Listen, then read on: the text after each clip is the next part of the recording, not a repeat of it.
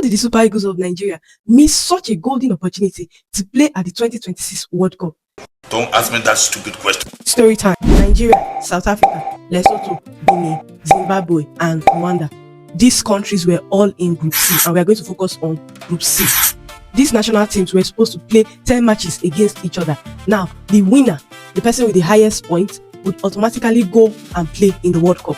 Then the first runner-up, that is the second place position, will be given the opportunity to do playoffs with other teams runner-up, while the third to the sixth would be sent back home. Now, if you looked at the 5 other teams in Group C with Nigeria, you'd agree with me that South Africa and maybe Zimbabwe were the only really strong team. So Nigerians were very, very confident that they were going to, top first place in this particular group. But what happened? You see, the Nigerian team was facing a lot of internal crisis. First of all, one of the best coaches that has coached this particular team decided that he was not going to move forward with signing his contract with Super Eagles anymore. This coach was Joseph, and he was the one who led the Super Eagles to come second during the 2023 AFCON League. And our boys played wonderfully well. They played so well that because of that particular match, the coach, Joseph, his profile rose up. So every other team was looking for him. They wanted this wonderful coach who actually coached the Nigerian team to exhibit such level of excellence. The coach saw the momentum he was getting and said, okay, I think I can actually rediscuss the terms of my contract with the Nigerian government. Now, the Nigerian government, they were paying him $50,000 every single month to coach the Super Eagles team. And Joseph was like, my money was originally $70,000, but I brought it down to $50,000. And yet, to pay me was actually a problem. According to reports, they said Tinubu and his government dealt with Joseph for them to release money. NFF, the Nigerian Football Federation, for them to release money. They'll say, oh, don't worry, tomorrow we'll give you the money. Tinubu is sleeping today. Oh, it has not been. You know how these government things are in Nigeria. So it was really, really causing him a lot of mental stress, and he needed money. So NFF now said, oh yeah, Joseph, how much do you want? Tell us how much you want. Joseph said, I want $120,000. And then NFF said, 120 kini every single month? You've got to be kidding me. They say, please go. We don't want you again. You have your assistant coach is there. As at that time when Joseph was the coach, the assistant coach was Finidi George. So they said, Finidi, you need to come. All your training, everything you have learned from Joseph, come now and come and show us what you are made of. Finidi George was so happy. He said, I'm going to deliver and all of that. At this point, when Finidi entered, the Nigerian team had already played about 3 matches during the playoffs for this World Cup. And in those 3 matches, because of all the struggle and wahala and all of that, we were actually drawing. The result was not good at all. The small points that we would have picked from playing Lesotho, playing Zimbabwe, we were just dashing it and doing draws with them. So because of that, we were getting only 1 point. Finidi just said, I know this job, I'm going to deliver.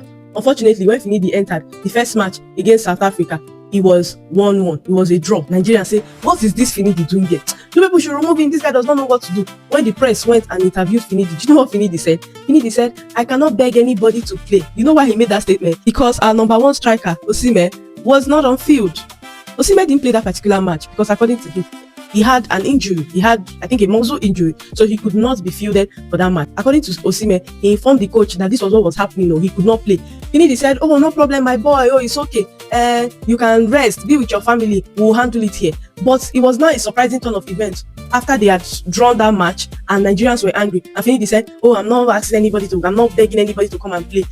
That automatically implied that Osimhen was choosing the type of matches he wanted to play in. Osimhen came online and blasted Finidi. He said a lot of things. He said, I have no single respect for you. Kinikon. Before you knew it, the entire team broke into 2. Osimhen is like a gang leader in the Super Eagles team. So the people who were supporting him they were fighting, this, that. The ones that were not supporting him, so it was just pure chaos. In the midst of this pure chaos, while other teams were training, preparing for their next match, Nigerians were busy fighting about who is wrong and who is right. We played the second match again with the same Finidi, and I think we lost that match. I think it was against Zimbabwe, and we lost that match.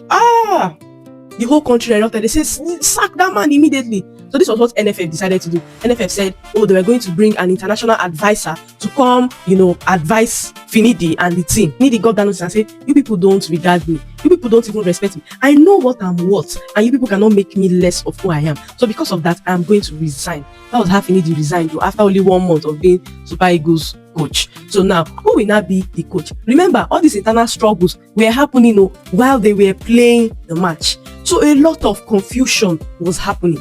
Because of this, we kept on missing points, playing draws, playing losses, I think we had just 1 win in our first 6 matches. It was such an embarrassing result.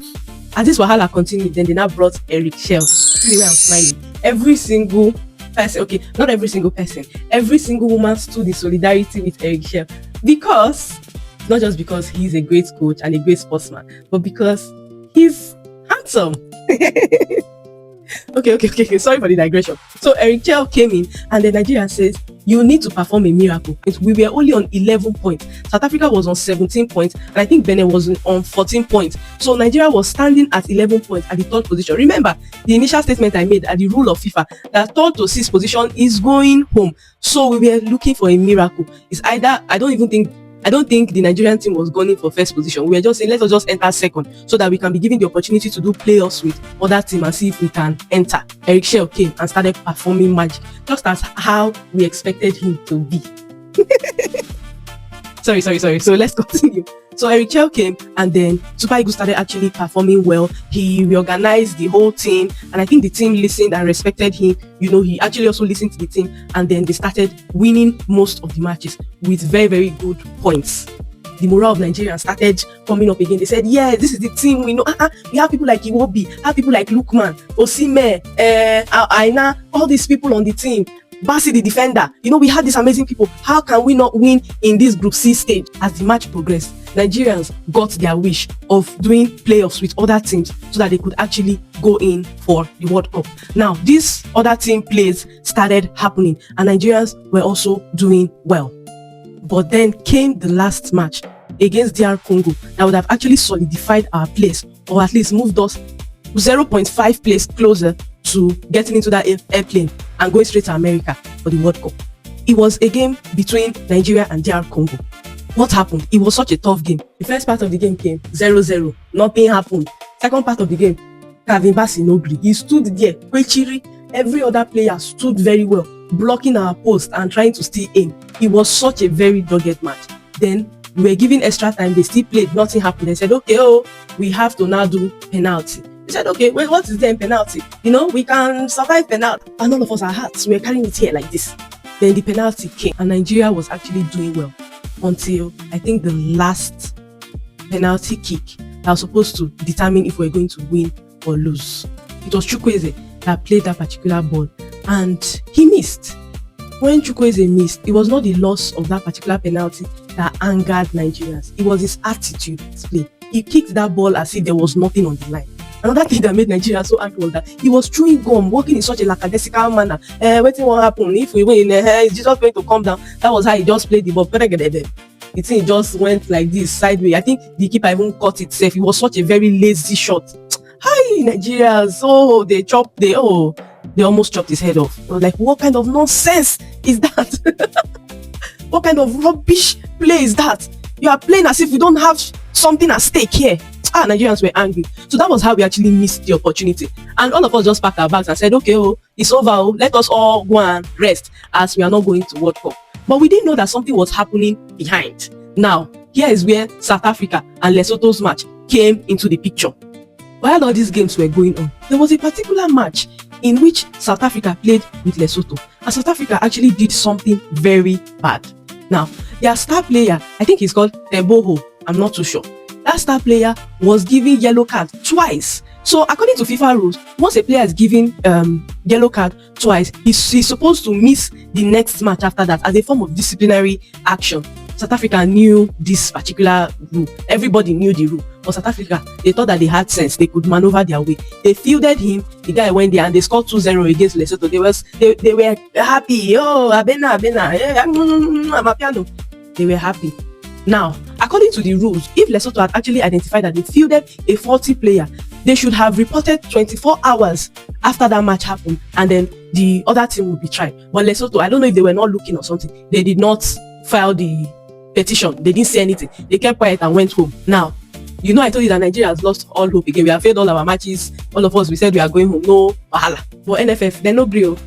They said, no, we can't let this happen. They went to meet FIFA. They said, FIFA, you know that it is to your own benefit if Nigerians are actually part of this match. You know the energy we bring. You know the crowd we bring. You know the content and even the money, we bring into this particular football. You know we have the population and we have a good number of passionate fans. We people need to make sure that we enter this thing. FIFA say, these Nigerians, what do you want me to do? Then I said, okay, look at so things South Africans did though. They fielded this Eboho guy, you know it's against the law. Oh yeah, go and do your work.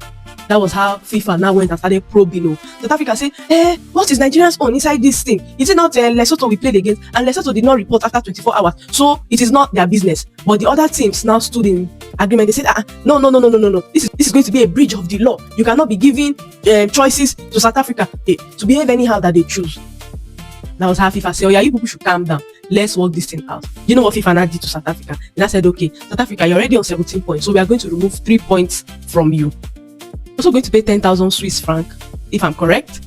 And also, an official warning letter was sent to that particular player and said, don't try this rubbish again and all of that. So because of that, South Africa went from 17 points to 14 points. They were still at the top level low, but their points had reduced. Because of this, Nigeria that was in 17 points said, Nigeria that was in 11 points said, okay, there's still hope. Let's see what we can do. That was how they organized several other matches. I think FIFA was actually very, I don't want to say biased towards Nigeria, but I think they actually gave us a lot of chances to actually be fielded in this 2026 World Cup. So FIFA fixed more matches to balance that whole confusion, and Nigeria did so well. I think we even played 4-0 against Benin or one other country that just moved our points up. It moved our points to 17. Then South Africa also won their last match, and then they also moved and then they went to 18. So at the end of the day, South Africa still maintained their initial position while Nigeria became second with Benin as third. I don't want to say South Africa does not deserve their place at the World Cup,